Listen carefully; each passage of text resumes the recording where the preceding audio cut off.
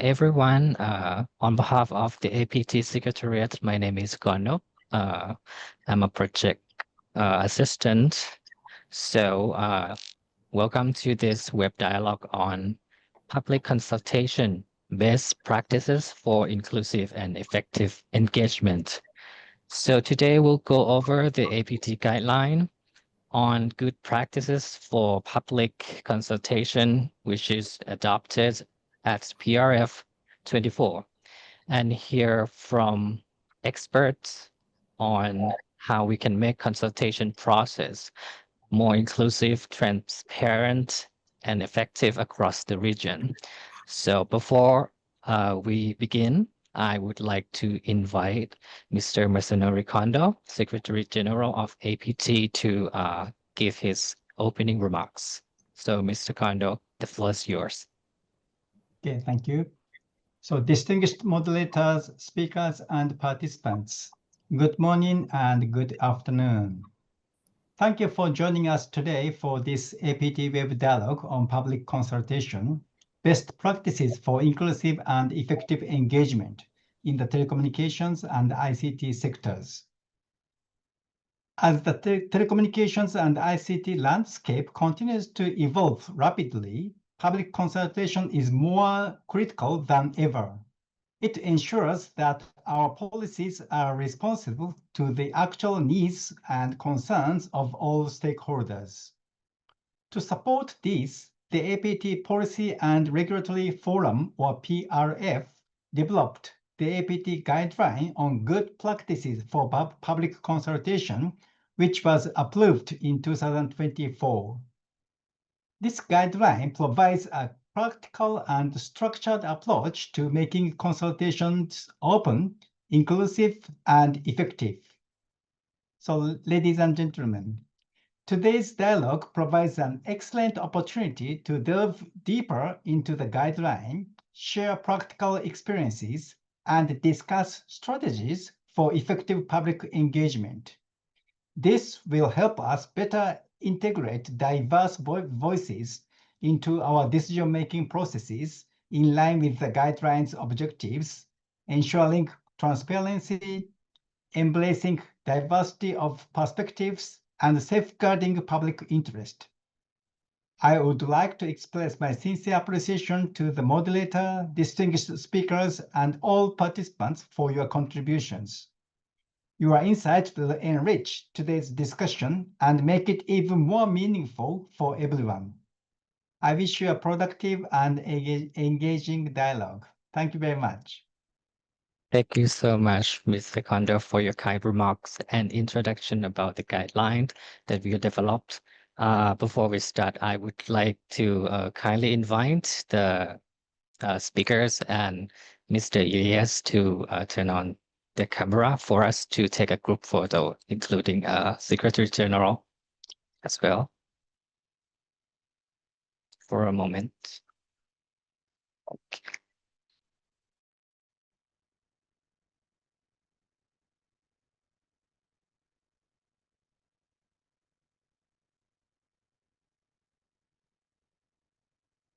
Okay, 1, 2, 3.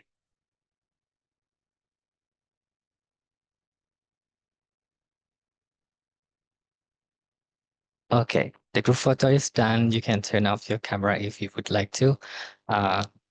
So next, I would like to inform all the participants that please make sure that your microphone are muted, and the Q&A session after a second round session or the first session of the panel of the speakers, we will have the Q&A session after that for the participants.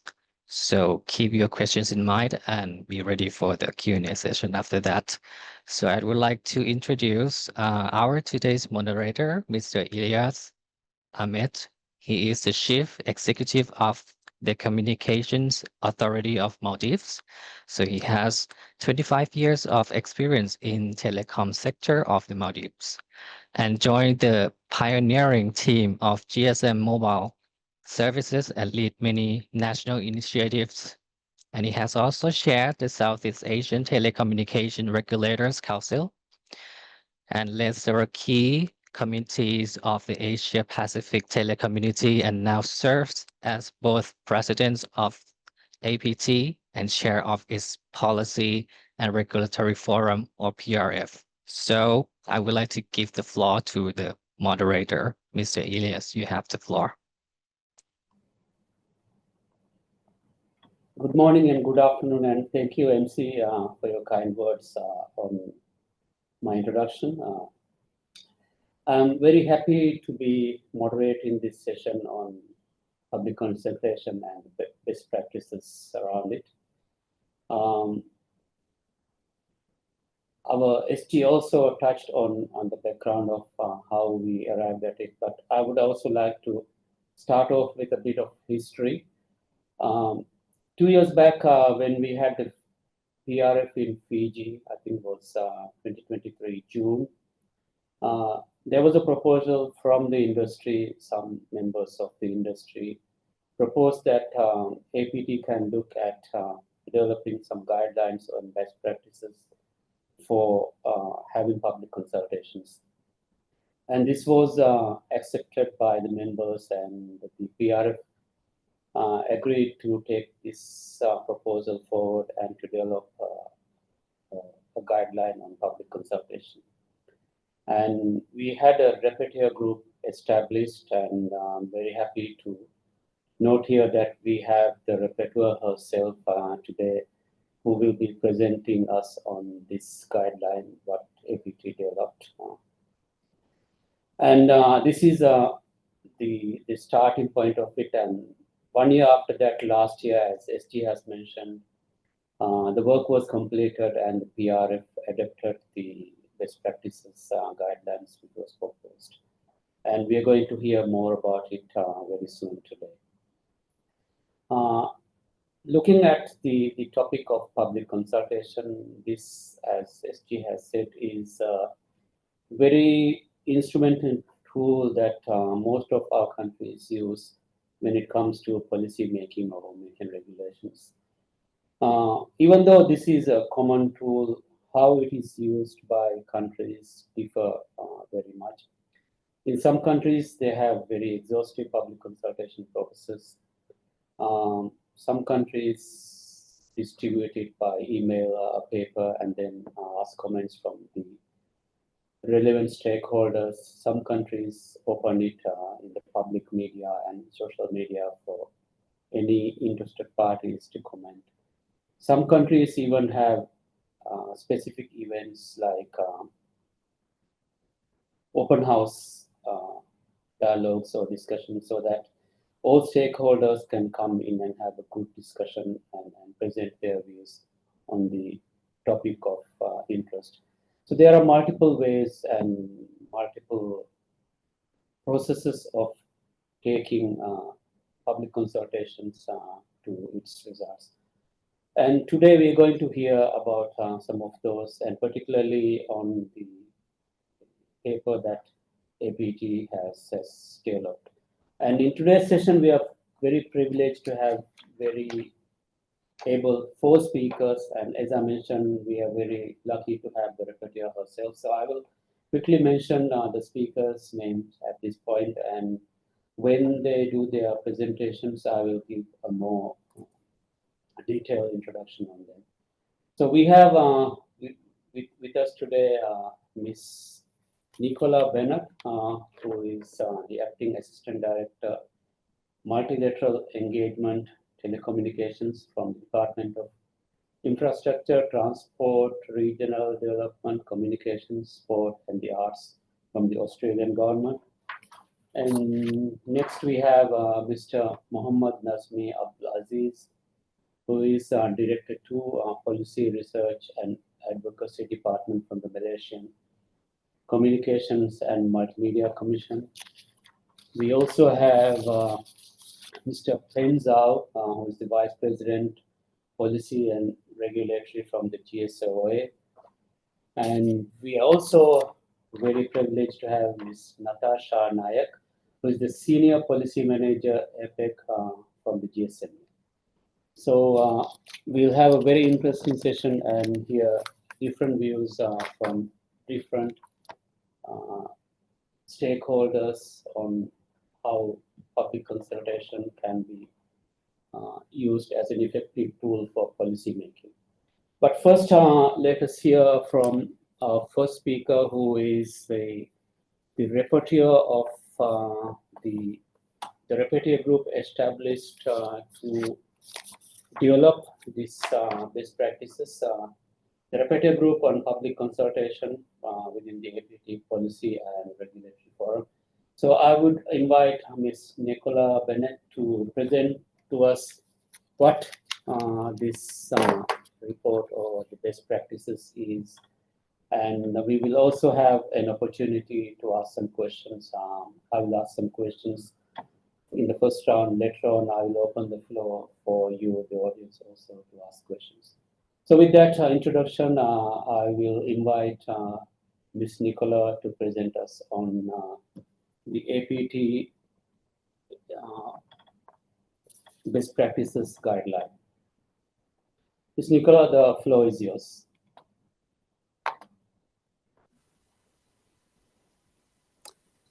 Thank you very much for your kind introduction. I might just ask the APT Secretariat to share the slides. Perfect. Okay, while they are sharing the slides, as promised, I will give a little more detail about yourself.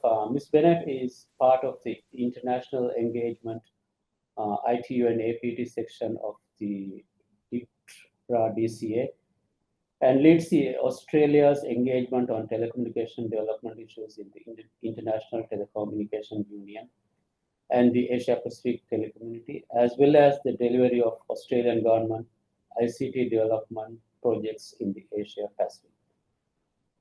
She has worked in international cooperation within the Australian government since 2018, covering topics related to repatriation, radio communication, standardization, and development.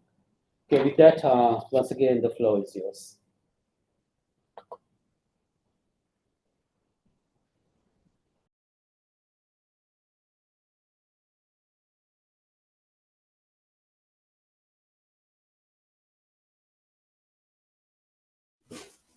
Thank you for that. Apologies. I was just waiting for my dog to stop barking.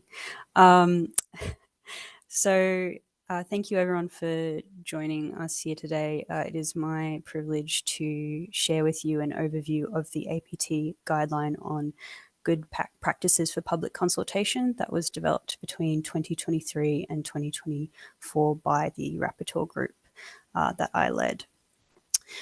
Next slide, please. Okay, so as you heard, this work was progressed under essentially the auspices of the Policy Regulatory Forum of APT and undertook its work from 2023 to 2024.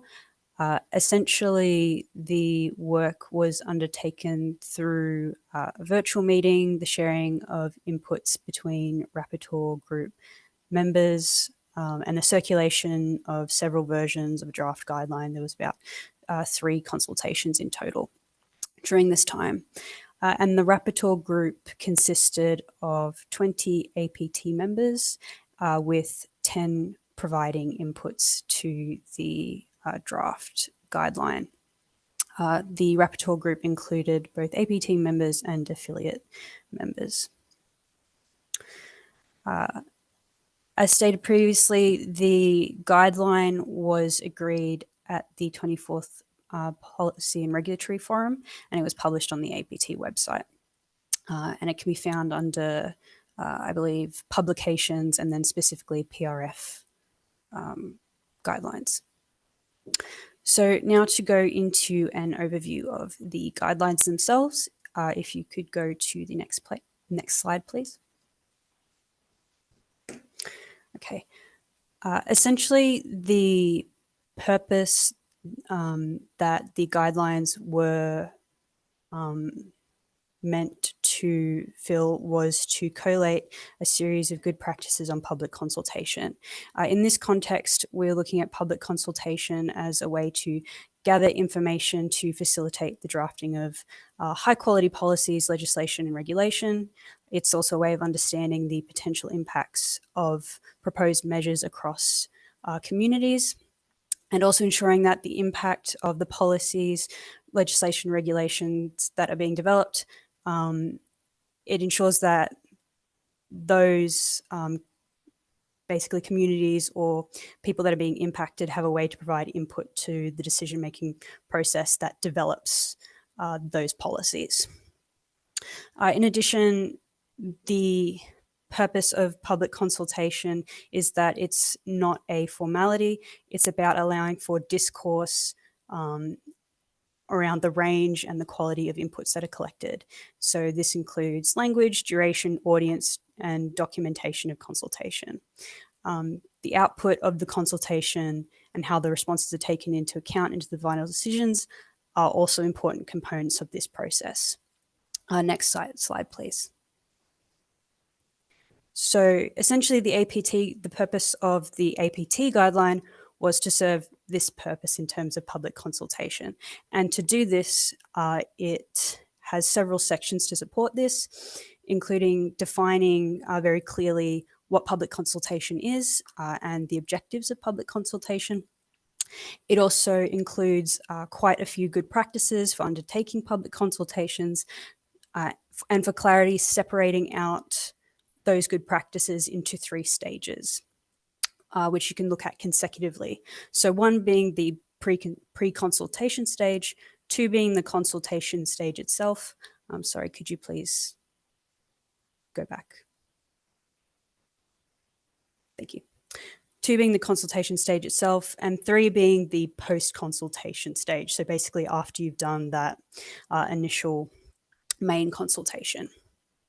And additionally, the report provides, there's quite a lot of input and quite a lot of good practices to actually talk about when it comes to public consultation. So at the end of this quite long list of good practices, there's also a handy diagram that summarizes the steps on 1 page for ease of reference.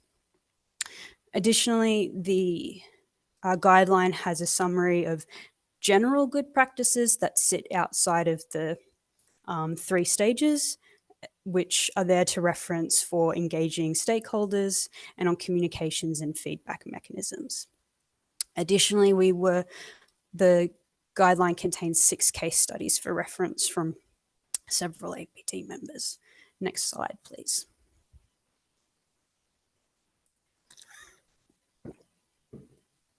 Okay. One of the important things that the guideline sets out is the definitions. This is one of the first sections of the guideline, and basically goes into a definition of public consultation, so it's clear exactly what it is we're talking about. Essentially, we're talking about a process that provides the public, which includes all stakeholders, the opportunity to provide input and feedback on decisions and matters that impact them.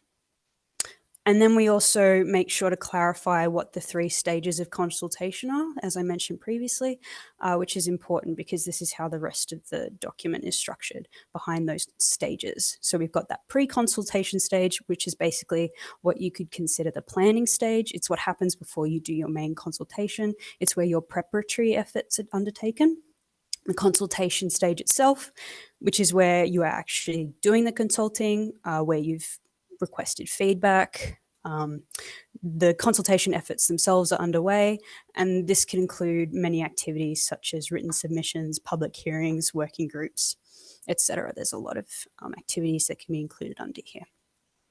And then thirdly is the post-consultation stage, which is the period after you've done the consultation activities, and essentially you've received the feedback from participants, and your next step is to and this is where the next steps following that consultation take place. This, of course, is a guideline on public consultation itself, so not the implementation of policy. So we don't go into what you then do specifically in terms of enacting that policy, but there are still important points we can make about how we basically how we process the feedback that's been provided. Next slide, please.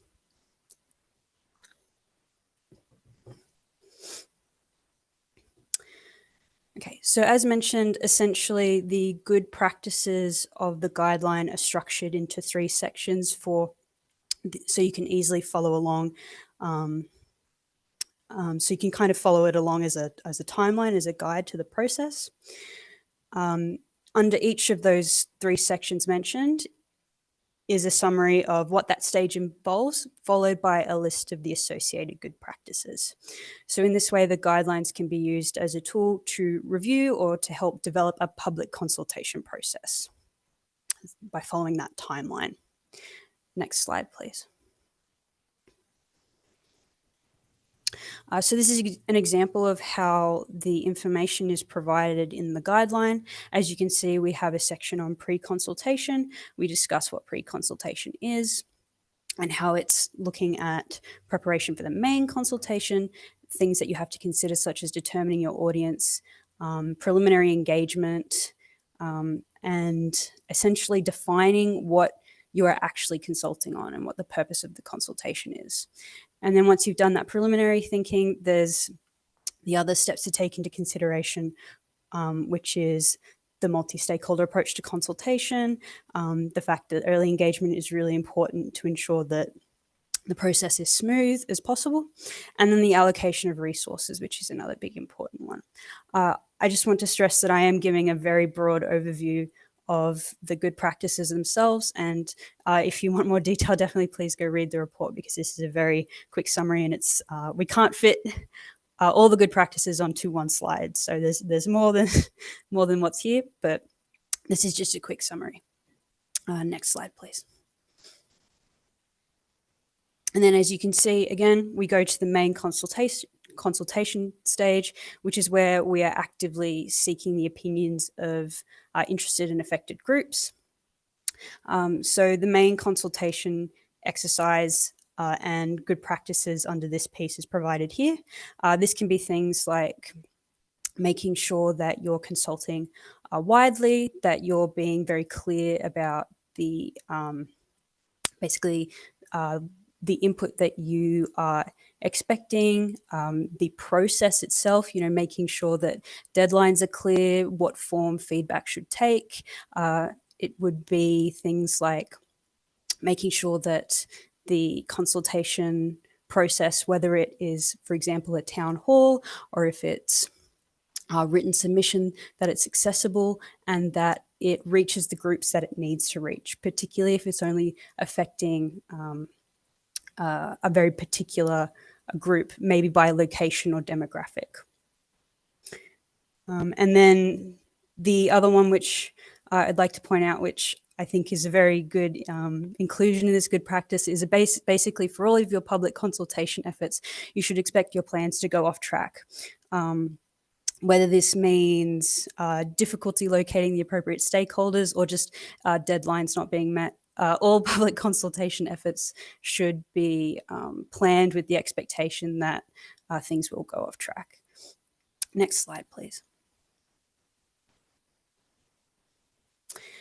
And then finally, there's the post-consultation stage, which looks at, after you've completed that main consultation stage, closing the loop on those activities. Basically, this is the point where you would include a summary of the result of the consultations. You would review that. You would provide answers to questions from stakeholders, and potentially you would look into doing additional consultations if necessary, depending on the kind of consultation that's taking place or the information that you've received. As you can see, there's also a big emphasis on being able to provide justification of decisions and positions, particularly being able to demonstrate that you have taken into account or heard feedback from stakeholders. And in addition to a potential follow-up consultation, basically using this process that you have completed as an opportunity to review the consultation process and its effectiveness, and for future consultations, what can be improved. Next slide, please.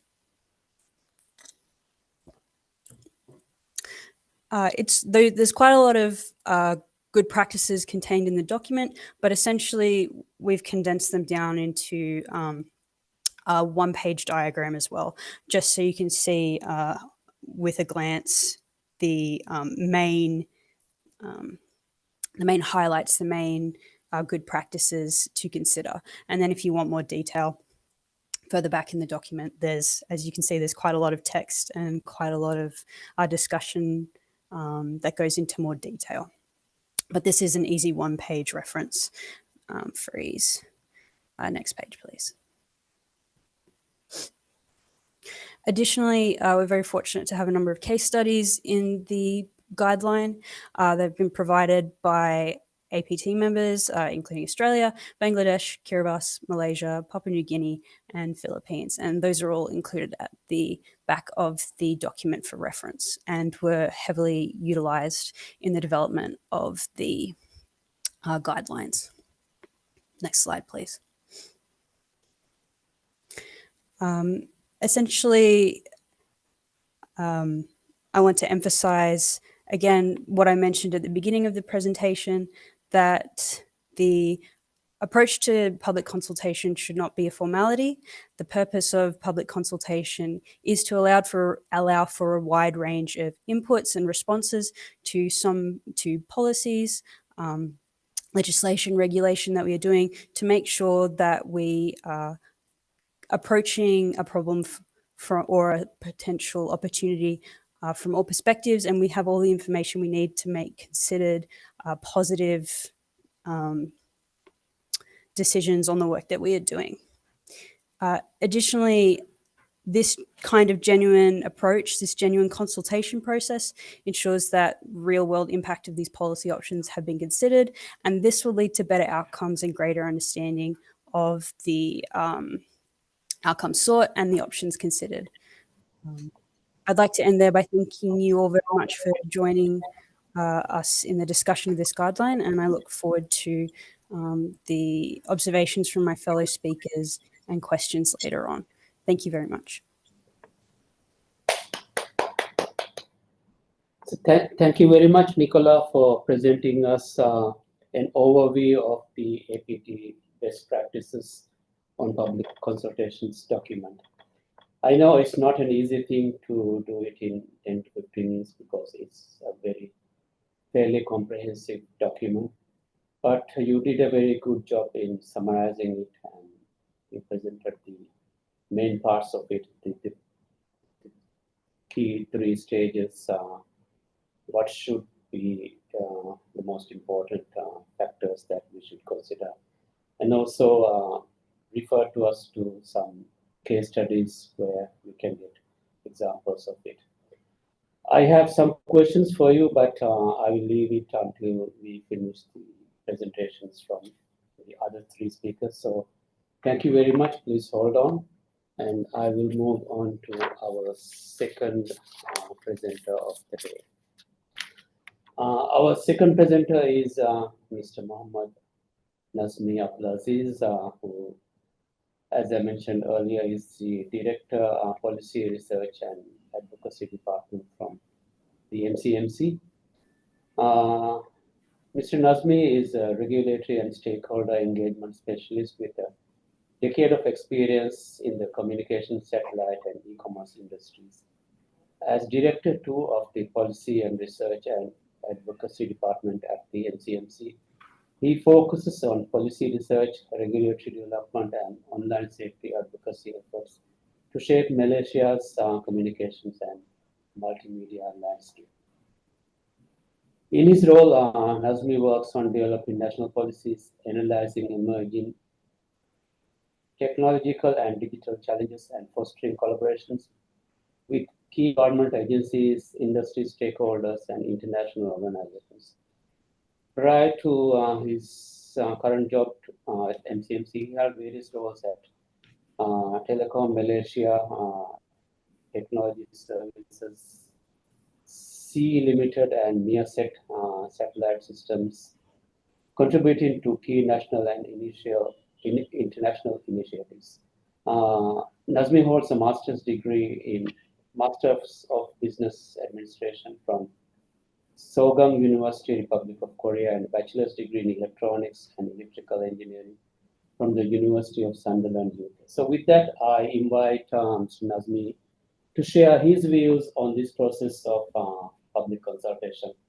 I do note that in the APT document, there is also a case study from NCLT, so perhaps you might be referring to that as well. But the floor is yours. Please keep it within 5 to 7 minutes so that we can have some questions and answer session as well. So with that, please. All right, thank you, Mr. Ilyas. Assalamualaikum and good afternoon, everyone. It's a pleasure for me to be here today. Let me begin by giving some of our perspective on to this topic. At MTMC, we believe that public consultation is a key part of effective regulation. It helps us understand the real needs of the people, the businesses, and to ensure that the decision that we make are inclusive and also effective, which is aligned with our today's session. This is especially important in a diverse country like Malaysia, whereby we have different languages, cultures, and level of digital access.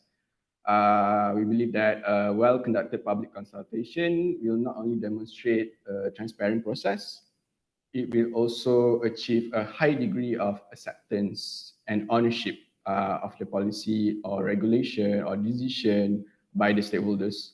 So I appreciate the APT for developing the guidelines on good practices for public consultation, and I noticed most of the elements in the guidelines sort of align with what we have here in Malaysia. So let me begin by sharing my screen. Hold on here.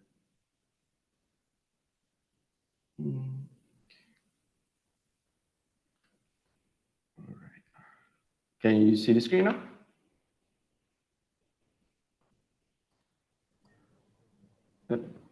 Yeah? Yes. Okay, cool. All right. Today I'd like to share the 4 key elements of our approach to public consultation, which is, like I mentioned earlier, which is aligned with the best practices highlighted in the APT guideline. First, let's take a look Sorry. at the most. Sorry. Mr. Nes, can you make the screen bigger? This is the max that I can go. Yeah. No, I mean at the bottom there are 4 symbols. You can make it full screen, then we can see full. Yes. Here? Yeah. It's already full screen. Can you see it?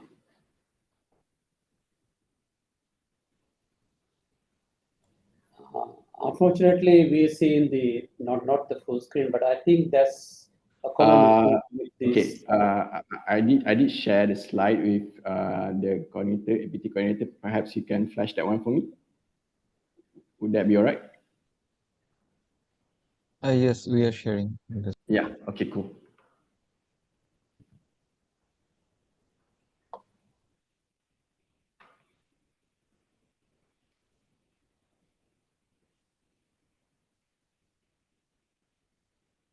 Okay. Next slide, please.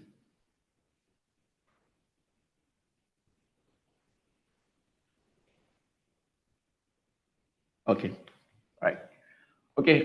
Like I mentioned earlier, I'm going to share the 4 key elements of our approach to public consultation, and let's take a look at the green column, which is the inclusivity and accessibility. Okay. These are essential for effective engagement. We understand that different groups may have different levels of access to digital tools or communication channels, and our goal is to reach as many people as possible. So the method that we use is a bit mixed. Sometimes we may use online surveys or even workshop and dialogues. So we want to ensure that everyone from the large the large organization or to smaller communities have the opportunity to participate meaningfully. Okay, second, let's take a look at the structured process. I think like our colleague Nicola had shown earlier in her slides, the way that we do the stages that we taken is similar to what we have in APT guidelines. For example, the pre-consultation stage where we identify who needs to be consulted, and then we plan our approach carefully. So like I mentioned, whether we use surveys or small group meetings or even workshop to actually understand what are the key issues and define the objective clearly. Next would be the consultation stage, whereby we publish consultation papers and give stakeholders enough time to respond. Usually 45 days, which is indicated in our Communication and Multimedia Act 1998. And then in the post-consultation stage, we will prepare a report summarizing the feedback that we receive, and then we explain how it was considered in our final decision. I believe this process will help build trust, transparency, ensure that consultation is not just a formality. So I'm echoing what our colleague Nicola just said. Okay, next I want to emphasize on the value of multi-stakeholder approach. Okay, which is, I believe, is key to inclusive and effective engagement. For example, whereby we work closely with industry, with the civil society, the NGOs, academician, and even the public to actually develop policies and which is our goal is to ensure that their views are properly represented. And lastly, the last element that we have here is we view consultation as an ongoing learning process. We will regularly review how we consult, and then we identify areas for improvement, and we look for ways to make the process more effective, transparent, which is, I believe, aligned again with what APT has done, which is on continuous improvement and the sharing of best practices among regional partners. All right, let's move on to the next slide, please. Okay, on this slide, I'm just going to share some of the snapshots on how MCMC do our public consultation, which is a key part of our approach. Okay, these snapshots highlighted a few examples of how we reach out to our stakeholders, the public, to maintain our transparency throughout the process. Okay, on the left side, as you can see, our public consultation draft code of conduct, we use online platform, which is we posted on our official website to make the consultation process accessible to everyone. Okay, below that, we have example taken from our social media, Instagram, whereby we invited the public to participate in national surveys, and it's still running. If any of my colleague in Malaysia would like to participate, you can scan the QR code. All right, on the right side, you see an example of how we done our consultation on the past WRC 23. As you can see there, I'm not sure if it's quite enough. We publish our consultation document, and then we will invite for feedback, and then we would share the summaries of responses and outcomes. All of that on our official website. So what I'm trying to show here, like through this example, we show that public consultation is just not a one-time exercise. It's an important part for our regulatory approach. I believe by being transparent, we can build trust, and again, to show that stakeholder input truly matters. I think that would be all from my side. Back to you, Mr. Elias. Thank you.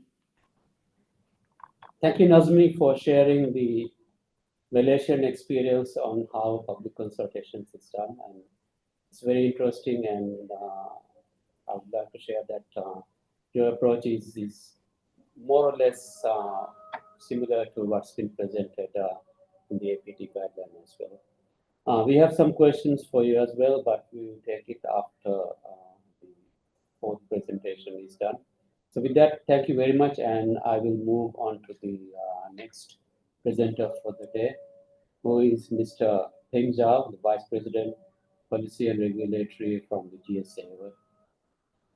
Mr. Peng is the Vice President of GSA, where he leads advocacy efforts around satellite spectrum management, licensing, and national policy initiatives. With experience in telecoms, mobile, and satellite, he has advised governments and industry players around the world.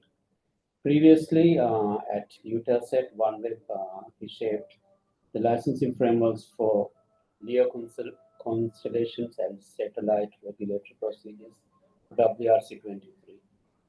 At GSMA, he led a global campaign optimizing spectrum licensing for mobile operators, engaging policymakers and advocating best practices across developing markets. So with that, can I invite Mr. Peng Zhao to present their views on how public consultations can be done and how effective it can be. Mr. Peng, it's all yours. Thank you, Chair, Mr. Ahmed. Really good to see you again after 1 week. Good afternoon, everybody. So yes, as Mr. Ahmed introduced, I'm here to present GSOA. I have a few slides I would like to share with you. So hopefully you can see my slide by now. Yeah, so just before I start, just a quick word on ourselves as GSOA. So we are the global association for the satellite industry. We have about 75 members across the kind of the ecosystem of satellite space industry. So we have both LEO operators, but also MEO operators and GEO operators. And also we include launcher providers and satellite manufacturers. So really here to represent kind of the unified voice for the for the satellite industry and space sector. So I think the topic at hand today is really critical for us as a satellite industry association. I think there's many consultations, public consultation, we respond across the world. And why you would think, why would the GSOA Global Operators Association will respond to a national consultation? Because often when regulator and policymaker run those consultations, they are mostly keen to get their kind of national interest, national stakeholder to get their views. But however, as kind of a global industry association, what we can provide is really the kind of aggregated views for expert views. And we, as I mentioned earlier, we have a membership of across different kind of part of the ecosystem of the space industry, and we can really present a kind of balanced stakeholder views to the regulator. But more importantly, as well, is that we can provide what we call the kind of the policy cohesion. So typically when you think about how satellite operators operate, they don't really stop at a border. I mean, when we have one satellite that is on the sky, it can serve a sub-region, a region, or some constellation. In the case of a LEO constellation, for example, it can serve the whole globe at the same time. So when our satellites come across the borders, it doesn't really change much their kind of signal strengths or spectrum usage. So for us, it's really critical for all the countries to have as much harmonized approach as possible to those regulations and to those policies. So that's one of the key reasons as kind of a global association, we provide many responses to the national consultations. But at the same time, we also, as kind of a source of information, and we can provide those kind of early warnings to those unintended consequences of some policy decisions. So typically, because we have a global exposure, we can bring those kind of best practices and also insights from past experience from other countries into those kind of consultation responses. So specifically when we have local regulations that may conflict with the existing practices or that may create issues of interoperability or compatibilities, etc. That is something that we want to flag to the regulator when they do the consultations, because we can take and use the experience from maybe some other country who have gone done certain paths and then have faced challenges, and we can flag those challenges to the different countries. So this is a key reason for industry to provide, and especially global association to provide those kind of inputs. I just took a look at the different kind of GSOA responses of the last 12 months that we provided across different regions. As you can see, we have, APAC being one of the biggest regions. We have many consultations. We probably responded to about 55% of the consultations that we came across in APAC. There are many other we haven't responded. Either it was not relevant, or sometimes it's not something that we had a kind of consensus view as a industry. But there are many other kind of challenges that we faced in the different consultations that prevent us to provide a full answer every time. When you compare to other regions, of course, there are many other regions that we provided to. In terms of numbers, we probably provide just as much in APAC as a region as other regions. However, in terms of percentage, it's clearly lacking behind some of the other regions.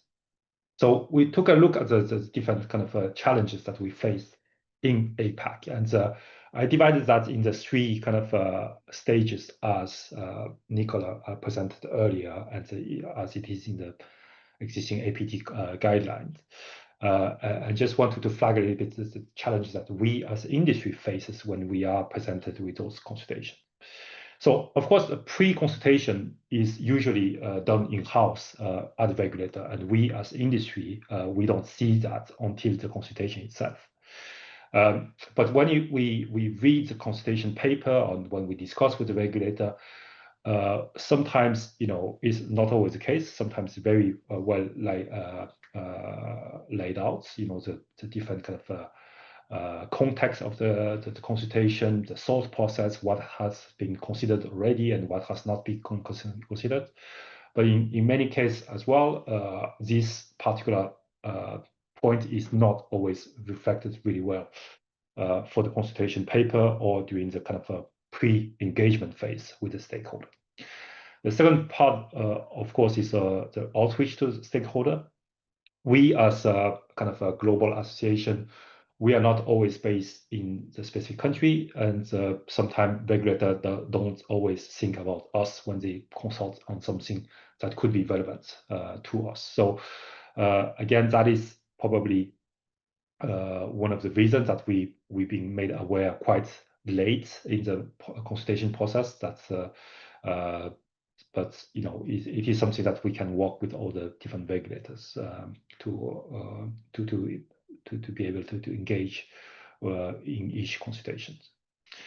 But in the consultation itself, sometimes there are different approaches, right? And I'm really glad we have a kind of common APT guideline on that. But in the consultation, sometimes it's a big paper of policy steps that a country is going to take, and it's just really open to the question. So just asking the industry, what do you think about this? And basically industry can comment on everything and anything. And in some other case, they have very specific questions and the specific options that the regulator are considering. So this is, both approach works, but of course, as industry, without many kind of engagement with the regulator pre-consultation, then it's quite difficult for us to understand always at what stage of thinking the regulator are. So are they really asking about specific questions, specific choice, or are they really at the beginning of the thought process and considering every single option, and we can put forward every other option that they haven't thought about? Or, of course, sometimes, as Nicola mentioned, it's just kind of a ticking the box exercise, and they don't always welcome that much of new ideas at this point. So this kind of thing is very important for us to understand. Each of those phases are important as part of the kind of development of the consultation, but we don't always see that from the consultation paper itself. So that's one of the challenges. But of course, the other one is lack of time. So as an industry association, we have to build the consensus among our membership, and we have various kind of stakeholders with different interests, and we need time to build that consensus. So when some regulator come out with a consultation and consultation period of only 2 or 3 weeks, I think for them, they believe that's long enough because they already put a lot of thought about it, and they don't really, they don't really think that industry need more time, which can be true when if we have a full-time staff always monitoring one market and providing all those kind of things. But most of the time it's not, especially in our case as a global association, we don't have one staff monitoring and writing the consultation for one market all the time. So we need to be able to prioritize them and to schedule them, and then also getting the consensus among stakeholders. So the strict minimum for us to have a proper response is usually 6 to 8 weeks at least. Mr. Peng, since we are running out of time, can you finish in the next minute? So if you just allow me 30 seconds, the post-consultation, really critical phase. I think that's where, as industry, once we provide responses, we want to get some feedback, and feedback on our response, but also feedback on the timeline and what's going to happen next. But most importantly, I think once we provide answers, we would like to have some kind of to see the thought process of the regulator, how they made the final decision, and especially how they select a certain option and what are the justification on that. So all these are critical. So I'm sorry I took a bit more time than I planned, but please have a look on our website. We publish all our public consultation responses, so you can have a look on that. Thank you.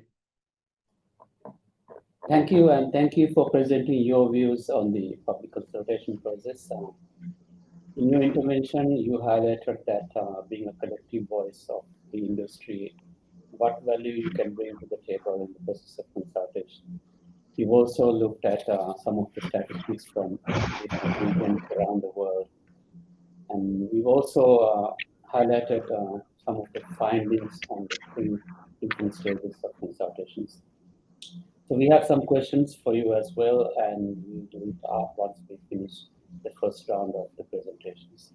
So with that, thank you very much once again, and we will move on to our 4th and final speaker of the day, who is Ms. Natasha Nayak, the Senior Policy Manager, APEC for GSMA. Ms. Natasha is the Senior Policy Manager, as I said, for the APEC region in GSMA. Prior to joining the GSMA, she was a Senior Manager with the consulting firm Ernst & Young's Policy Group. She is a competition lawyer who has worked globally on technology and regulation and innovation policies. She has consulted for the UN Development Program, World Trade Organization, the Economist Intelligence Unit, as well as different governments. She was appointed as a fellow at WHO Institution, Stanford University, USA, and is the recipient of the Thomas Edison Innovation Fellowship at George Mason University, USA. Her writings on innovation policy and regulation issues have been published widely. Natasha has an LLM from the George Washington University, USA, and has studied economics for competition law at King's College in the UK. So with that introduction, may I invite Natasha to present your views on this topic of public consultation. As with other speakers, if you could finish within 5 to 7 minutes, that would be good. Thank you, and the floor is yours. Thank you, Mr. Elias. Thank you very much for that kind introduction. Good morning, everyone. It's a privilege to be here today representing the GSMA and to join this important discussion on strengthening public consultation practices in our region. I'd like to thank the Asia-Pacific Telecommunity for convening this session. So as we all know, effective public consultations are not just about compliance. They are essential for inclusive, transparent, and evidence-based policymaking, especially in dynamic sectors like telecoms. I work with GSMA as a senior policy manager. From my own experience, I can share that I respond to a number of government consultations on a regular basis across the region. Countries vary in their processes, but we've seen some make a lot of effort over a period of time. So let's begin with why public consultations matter. Meaningful consultations help regulators align policies with market realities, consumer needs, and emerging technologies. They improve regulatory quality and predictability. They foster trust and cooperation between public and private sectors and ensure that innovation isn't stifled by outdated and disconnected regulation. As per the World Bank Global Indicators of Regulatory Governance, citizen access to the government rulemaking process is central for fostering trust in the state and the ultimate adherence to the new regulations. It's also a key part of business environments in which investors can make long-range plans and investments. Overall, greater levels of consultations are associated with a higher quality of regulation.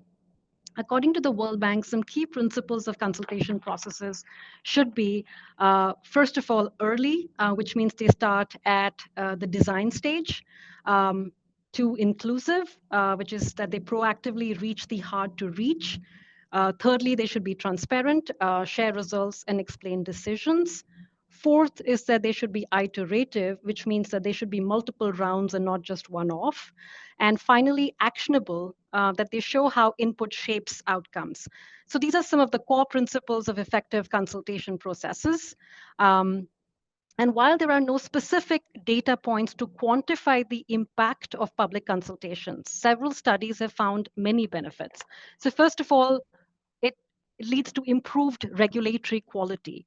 OECD regulatory policy outlook shows that countries with formal consultation mechanisms have higher scores on RIA quality and regulatory transparency. Secondly, there are fewer legal challenges and revisions. Stronger consultation practices are associated with fewer post-implementation policy reversals and increased legal compliance. Thirdly, the feedback loop improves compliance and acceptance and gives a perceived sense of fairness of the regulation to all the stakeholders involved. And fourthly, World Bank and OECD studies have shown that rules developed through structured consultation see fewer delays in implementation due to lower resistance from stakeholders and improved policy clarity. Many countries in the region have adopted good practices, as I mentioned earlier, from my own experience. For example, Malaysia's best practice regulation handbook, implemented by the Malaysian Productivity Corporation, provides structured guidance on stakeholder engagement and RIA. The Malaysian Communications and Multimedia Commission applies this regularly in consultations where public papers are issued, workshops are held, and final decisions are published with summaries of stakeholder input. Similarly, in Sri Lanka, the Sri Lanka Ministry of Digital Economy, in drafting its national digital strategy, used online surveys, regional stakeholder workshops, and open online feedback mechanisms to capture views across sectors and geographies in 2023. This helped ensure that the strategy was not only top-down, but grounded in practical realities. In this report, you would have seen case studies of about 6 countries which have been captured. While many countries in APAC have established robust public consultation frameworks, some do face challenges due to a number of reasons, such as political instabilities, limited institutional capacity, infrastructure gaps, or a lack of a legal mandate, which mean consultations are ad hoc or do not take place at all. These differences highlight opportunities for regional cooperation and tailored support to help strengthen consultation processes. And by sharing best practices, we can encourage more inclusive policymaking that respects local contexts while promoting transparency and stakeholder engagement.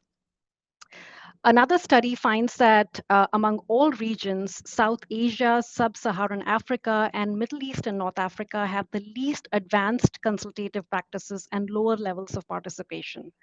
I mentioned about the global indicators of regulatory governance team working with the World Bank on this project. And they had an interesting study where they asked government officials and the private sector whether notifications of proposed regulations were accompanied by stakeholder consultations, and if so, how? And the answers were a wide range, from online solicitation of comments to public meetings, closed door sessions seeking inputs from specific individuals, and no consultations at all. And even in countries where public consultations take place, some gaps remain. For example, a key issue across the region is the lack of feedback loops, which is one of the main accountability measures of consultations. So consultations do happen, but people don't know if their views made a difference. This undermines trust in the consultation process and leads to disengagement. And we recommend that governments should be required to publish consultation outcome reports. The other important issue is that consultations need to be adaptive to context.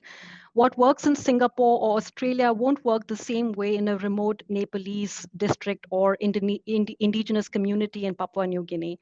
No one size fits all.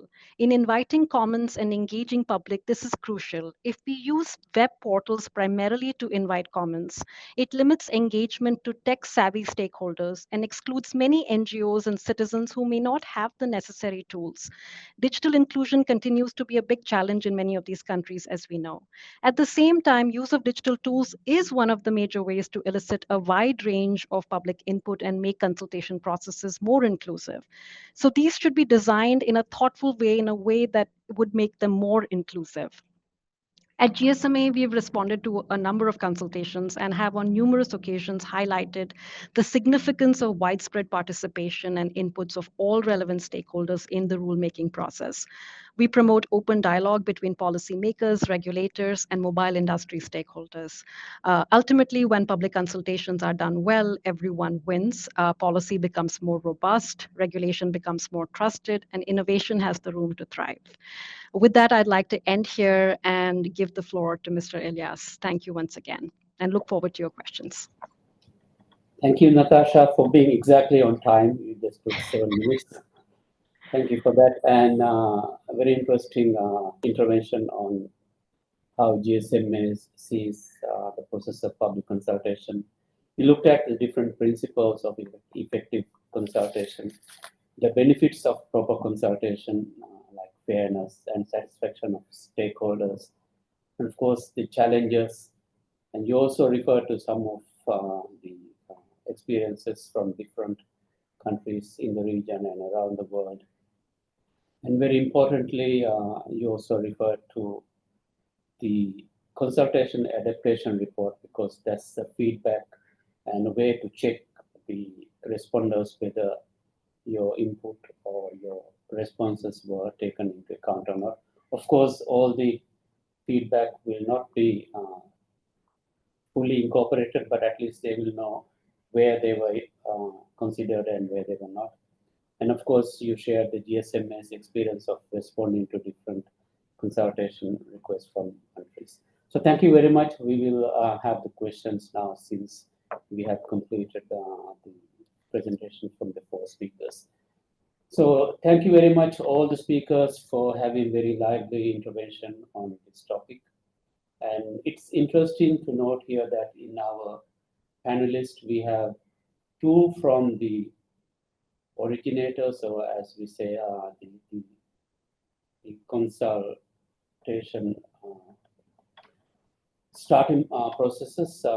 We have the Australian government and MCMC, who would be having consultations. And we also have from the respondents, the GSKO and GSMA, who would respond to different consultations published by the regulators and government. So we have a good mix of both sides of the table here, and that's why we had very interesting discussions and presentations. So with that, we will move on to the first round of questions. And in the meantime, from the audience, there are 2 ways you could ask your questions. One is, of course, you can raise your hand and ask your questions. Other is you can send it as a text in the chat box as well. We will be looking into those as well. So let me start on to the first question, which is aimed at Ms. Nicola. Ms. Nicola, what are some of the elements from the APT guideline on good practices for public consultation? I know you have highlighted some of those, but what would you like to highlight extra as which is important to our audiences? Nicola, please, if you are on. Yes, of course. So very happy to highlight more elements of the paper. As I mentioned previously, there's quite a few good practices in there, so very happy to do so. For myself, I would say one of the things that I would like to highlight in the consultation stage in particular is the provision of public consultation papers. So to essentially allow for effective robust feedback and to make it clear for stakeholders exactly what it is that we're seeking from them. In my experience, I've found that draft papers and information documents should be provided, which clearly explain what the issue is, what is being consulted on, and what exactly we're seeking, so that it's not only clear to essentially the policymakers what we're asking for, but for the stakeholders what it is that they specifically need to provide feedback on and to guide their attention. It is usually, in my experience, quite difficult for people to provide feedback on something that they can't see or something that is abstract. So having actual papers that clearly show what feedback is being requested is extremely important. Additionally, I think there was a Q&A question about, I think someone actually posted in the chat about timelines. That was actually something I wanted to highlight briefly. Is submission deadlines can be very tricky, and there's a balance between getting feedback quickly so you can progress work, but also providing deadlines that are not burdensome for stakeholders, or in particular, as was mentioned by other speakers, there's not actually gives them the amount of time that they need to consult. So one of the things that we need to be aware of when we are doing public consultation is making sure that we allow adequate time for stakeholders to respond, and then being aware that when we request feedback, that generally speaking, these stakeholders, quite a few of them, undergo many public consultation processes. They maybe have many processes they're working on already. So we need to keep in mind that, the people that are responding potentially have, they have their own lives, they have their own work they need to do, they have their own businesses, etc. So we need to put in place realistic timeframes for responses, and make sure that we're not being burdensome. In particular, there's just little things like making sure that response dates aren't on public holidays, that kind of thing. I will note that in the consultation, we have a good practice from the World Bank, which is essentially that 8 to 12 weeks are recommended for giving people time to respond. So those are just two of the points I'd like to highlight. Thank you. Thank you, Nicola, for highlighting further considerations for public consultation, especially the need to have proper documentation so that the people responding can have more information and more understanding of the issue in hand. And also, thank you very much for answering the questions, a question from the floor, inquiring about the timeline aspect of public consultation. So thank you very much for that, and I will move on to Mr. Nazmi now. And the question for you, Nazmi, is how can regulators effectively incorporate feedback from public consultations into the final decisions while maintaining transparency about how stakeholder inputs influence the outcome itself? I know it's a very delicate and challenging job because there will be very diverse views from different groups, and to have a consensus or a balanced view is often very challenging. So how do you tackle that, Nasim? All right, thank you, Les, for the question. I believe that to effectively incorporate feedback from public consultation is crucial for making informed, balanced, and transparent decision. Let me share with you in terms of how would be the process, basically the flow, like how we do it in MCMC. For example, I'm going to share with you like last year we conducted the code of conduct for internet messaging and social media providers, whereby at one end we want to protect the consumer, but on the other end the businesses they want to defend their interests in terms of their growth. To begin with, there's three stages that we adopt for a start is during the pre-consultation stage, whereby we engage with the service providers. We try to collect feedback from them. Basically, we will lay out what would be the objective, what would be the goal that we are trying to tackle and try to achieve. Following that, based on the feedback that we receive, basically through the methods that I highlighted earlier, whether it through written submission or meetings or workshop, we would analyze the feedback, and then we would try to identify what would be the recurring themes. For example, what would be the key concern or suggestion for improvement, and then we do categorize the stakeholder feedback to understand which area that will require further consideration or adjustment.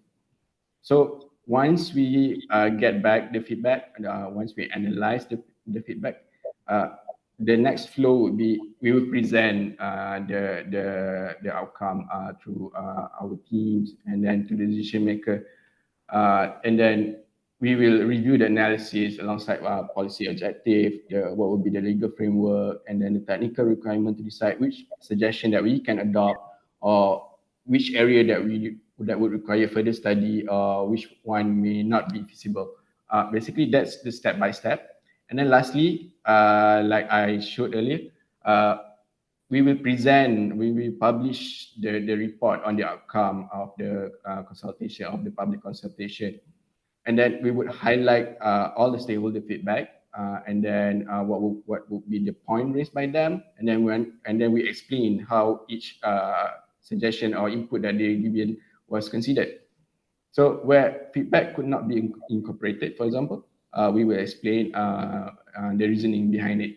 So in a way, we try to make sure that our stakeholder understand how their influence, how their input actually influence the process.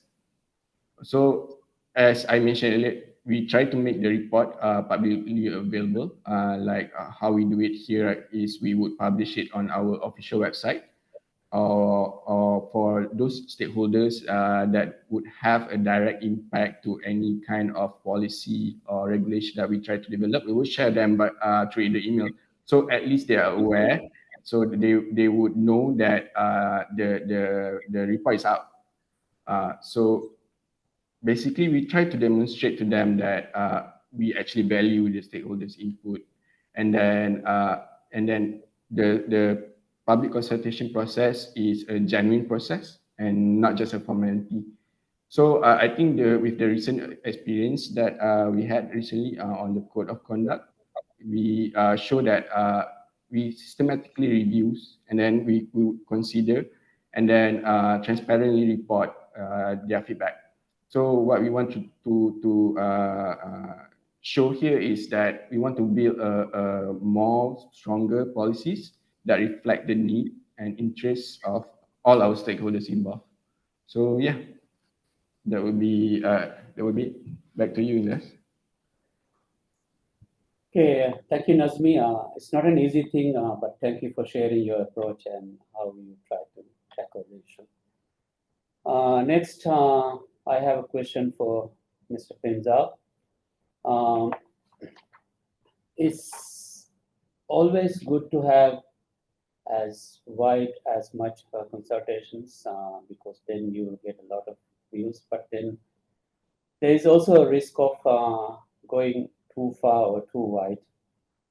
In your experience, what's the risk if Asia-Pacific countries diverge too much in how they run public consultations? Yeah, no, thank you, Chair. I think that's an excellent question. I think as mentioned by my other colleagues, I mean, Asia Pacific is a huge region, right? And they have very different kind of economies that big or small and etc. So of course there will be differences, but in the way that consultation are run, that is. Can be kind of critical, and really glad to have this kind of common guideline from the APT. But because if region and especially country diverge too much in the way that they run consultation, it is quite difficult for stakeholders, and especially global stakeholder like ourselves, to respond in a kind of a very consistent and thorough manners, and to provide all the views and detailed views across the different kind of countries, and with this kind of a lack of consistency from the stakeholders' responses part, then there is a risk that the decision taken based on those consultations can be fragmented, and the regulatory fragmentation is something that is kind of quite challenging for global satellite operator like ourselves, as I mentioned earlier, because our signal doesn't stop at the border. So that can slow down the kind of the rollout of the new services or raise the cost and create kind of a compliance headaches for any kind of global operator. So it's very critical. I think that we have a common understanding of where we are when the consultation come out and when we provide response, and what kind of a difference can we really make in the response that we provide. So again, this APT guideline is very good start and a good guideline for the countries. We believe that there's even more room to go even further. Sometimes maybe develop or encourage kind of some regional or sub-regional joint consultation on some specific issues, right? Typically about satellite licensing or rural connectivity and those kind of things. So that could help more countries to get a common kind of approach for both consultation process itself, but also for the outcome of the policy. Yeah, with that, thank you. Thank you, and thank you for your view on how we can go even further with the public consultations and what aspects we should be aware of. So thank you for that, and we will move on to our fourth presenter of the day, and I have a question for you, Natasha, now. In your presentation, you highlighted these cases of different countries around the world, and you have specific Indian experience as well. So do you have some examples of good practices adopted by policymakers and some of the challenges that were faced by these policymakers? Thank you. Thank you, Chair, for that question. Yes, so India has, it's a very interesting case study because it has both types of experiences. It has made progress in terms of institutionalizing public consultation practices. And there are quite a few good examples. I'll share one because it's very relevant to telecoms, and it's by the Telecom Regulatory Authority of India. So it's the telecom regulator, TRAI, as we know. They always publish very structured consultation papers. These are very well researched. They outline the background, the issues for consultation, the specific questions. This helps stakeholders respond with clarity and focus.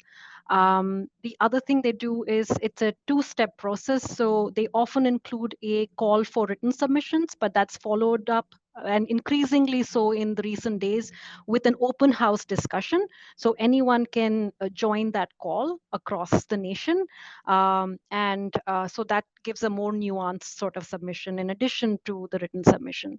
And thirdly, they have this public availability of comments where all comments that are received are published and available, very easy to see on the website, and they're archived against every organization that is, and so you click and you can read the whole comment. They also publish counter comments as well.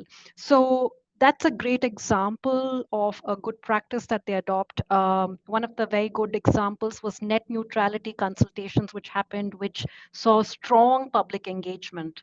But there are many more examples of indicating good practices. And other than TRAI, other ministries use digital platforms like there is MyGov, which is developed to reach citizens. And ministries are seen holding stakeholder workshops and roundtables to discuss various policy issues in the process of rulemaking to complement written submissions increasingly. So these are some good examples of practices that are being adopted by the regulator, by the Ministry of Electronics and Information Technology, and others. In terms of a challenge, I would say that, like I mentioned, India has taken an important step towards institutionalizing stakeholder engagement through its pre-legislative consultation policy. So they have a policy which came about in 2014, and it has been implemented, but and it gives very clear guidelines for all central ministries to follow, which means that they have to publish draft legislations along with an explanatory note. They have to give the public 30 days to provide feedback, and so on and so forth. There are many details there in that policy. But there are various challenges in its implementation. So first of all, there is inconsistent compliance across ministries of that policy. So we find that some ministries follow it and some ministries do not. So consultations are still happening without any laws are still being passed without any prior consultation.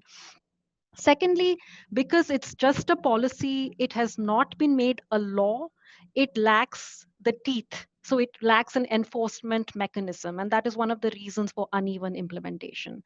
And another thing is many significant consultations have taken place in India, like the data privacy one, where the ministries did not publish the feedback of the stakeholders. So consultation happened, lots of feedback was received, as we understand, but it was not publicly available to see. So these are some of the challenges that happen. And like I mentioned earlier, there are some very good examples, but there are some challenges when we look at India. Thank you, Natasha, for sharing the good examples and also highlighting to us some of the challenges you face in India. I was also privileged to attend one of the open houses run by TRAI, and that's the reason I mentioned in my introduction of different ways of countries tackling this process of public consultations. So that concludes the first round of questions to the presenters, and I think I have just like 7 minutes left before I wind up the session. And let's see if we have any takers for the questions from the floor.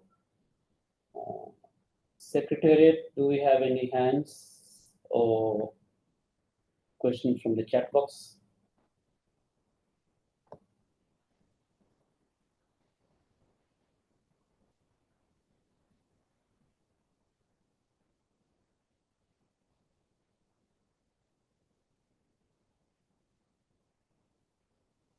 I myself, I don't see any hands, so let me again check. There was one question in the chat box, but it has been answered by Nicola when she responded to my question. It's from Rajesh Balla from SITA. who is a good friend of mine as well. Hello, Rajesh.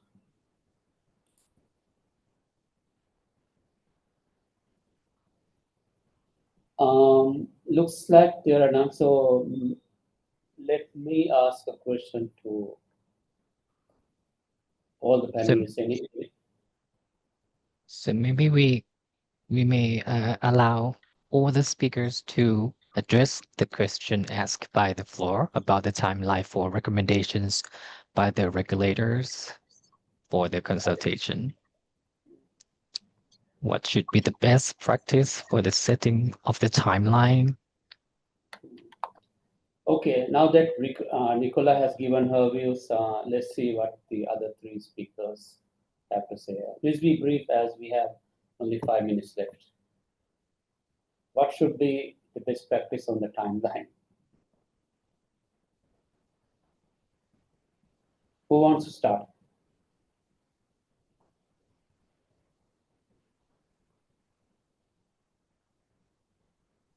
So if I may, sir, I think in my presentation I already provided, some kind of a minimum timeline for a stakeholder to respond to a consultation itself. But this, which is like at least 6 to 8 weeks of durations. But however, on the pre-consultations phase and the post-consultation phase, that is also varied. I think there's many policymakers who want to do a very good job and who spend a lot of time to draft the policy before coming to the consultation, and I think that is very, very well kind of commended. But however, you also have possibility to have staged, staggered kind of phases of consultation. You can have a first phase of consultation about brainstorming, for example, and getting inputs and options.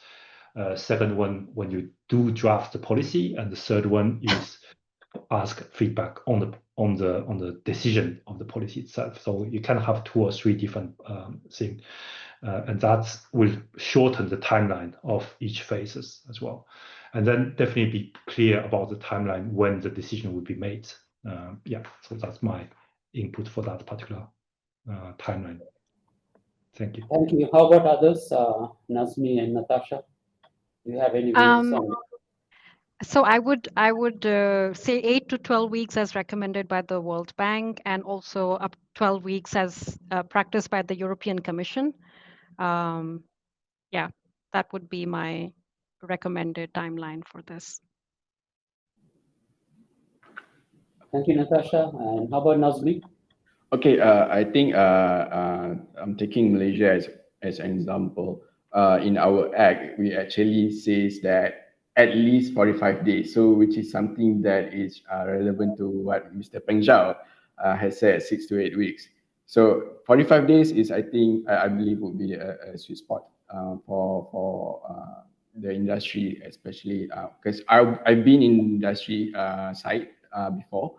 So I understand the whole process that they have to go through just to get approval, just to get the consensus. So I do acknowledge what Mr. Peng Zhao has said earlier. It's not easy.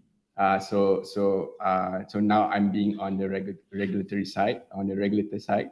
So I do understand, and I agree. At least 6 weeks is good enough. So yeah, thank you.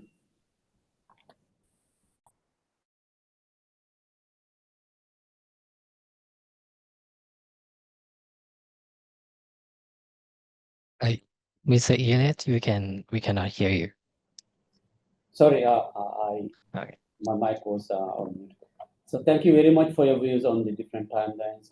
Different countries and different organizations have different numbers, but the approach is more or less the same. So with that, we've come to the final moment of the web dialogue. But before closing, I would like to summarize, very quickly summarize what we discussed today. We had this session to introduce and discuss more on how public consultation should be done. And as highlighted by Nicholas, the rapporteur, and the other presenters, Public consultation should not be taken just as a formality. It has to be done in a meaningful way so that all the stakeholders involved would feel in the end that they had provided value to the process, even though in some cases their input may not be fully incorporated into the regulation or policy. They shouldn't be felt that they are left out or their comments were not incorporated. So it should be done in a way that all stakeholders will feel their engagement and they will ultimately feel the ownership of the regulation or policy for which you are trying to take the consultations. I know 90 minutes is not enough to have a full or very comprehensive session on this topic, but as highlighted by Nicola, the report is available on the APT website. It's a very comprehensive one which was developed with a lot of work from the rapporteur group and other members. And that's available for free for everyone to take advantage of it. And it can be taken as a guideline. Of course, you can customize it to your own country's need, but it would give a very good guideline or recommendation to you when you want to run your own consultation process. So once again, thank you very much, everyone, to be part of this very interesting web dialogue. And thank you very much, APT, for giving me this opportunity to moderate this session. I hope I did an okay job, even though time is not always easy to manage. I also like to take this moment to thank our four presenters for giving us very valuable information in a very limited time in an effective way. So let us all join in thanking our speakers for doing a wonderful job on this session. Okay, thank So you with so that, much. I hand over the floor to MC to close the session. On my side, I close the moderation of the session. Thank you very much once again. Thank you so much, Mr. Elias, for moderating this session and all speakers from different sectors and participants and Secretary General for your kind opening remarks. I would like to inform that all the presentation are uploaded on the APT website on the web dialogue webpage, so you can check out. And for those who enter this session in the middle of the session, you can check out the recorded video on the APT YouTube. And please take the survey that we send you on email. And so stay tuned on our APT website and until we have the next web dialogue. So have a great day and thank you so much. Take care.